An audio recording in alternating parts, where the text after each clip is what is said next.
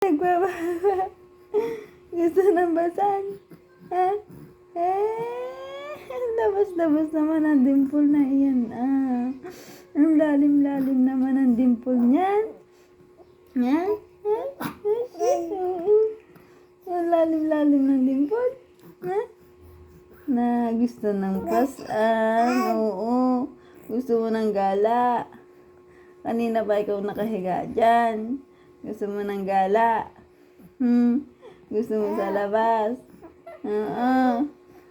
Oo. Gusto mo sa labas? Awa naman eh.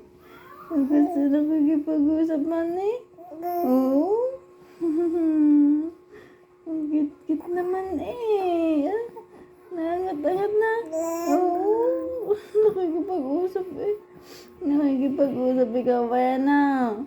Gusto lumabas. Nangayaw nang nakahiga. Kasi,